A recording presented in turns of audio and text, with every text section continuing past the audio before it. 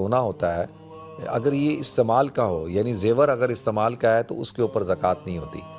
تو اچھا اس پہ پھر مسئلہ یہ ہے کہ دیکھیں سونا، چاندی اور کیش پیسے، نقد، یہ جو 3 چیزیں ہیں، یہ 3 چیزیں آپ کے پاس کسی بھی حالت کے، کسی بھی صورت کے اندر ہیں۔ سونا آپ نے خریدا ہے، زیور ہے آپ کے پاس جو آپ استعمال کرتے ہیں نا، تو اس کے اوپر بھی زکوٰۃ ہے۔ سونا، چاندی اور مال، نقد، اس کے اوپر جو ہے زکوٰۃ ہوتی ہے، چاہے وہ آپ کے پرسنل یوز کے لیے ہو، چاہے وہ آپ نے انویسٹمنٹ پرپس کے لیے لیا ہو، آپ اس کی بائنگ سیلنگ کرتے ہیں، بزنس کرتے ہیں، یا آپ نے اس کو انویسٹمنٹ کیا، آپ نے لے کے پیسے تھے، آپ نے سونا لے کے رکھ دیا ہے، تو اس لیے ہو، تو جس بھی مقصد کے لیے ہوگا سونا، چاندی اور مال، تو ان کے اوپر زکوٰۃ ہوگی۔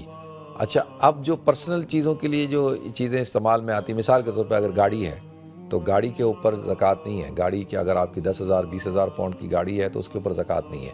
ہاں اگر وہ گاڑی آپ بائنگ سیلنگ کرتے ہیں، گاڑیاں خریدتے ہیں، بیچتے ہیں، تو پھر اس کے اوپر زکوٰۃ ہوتی ہے، لیکن اگر آپ کی استعمال کی ہے تو اس کے اوپر زکوٰۃ نہیں ہے۔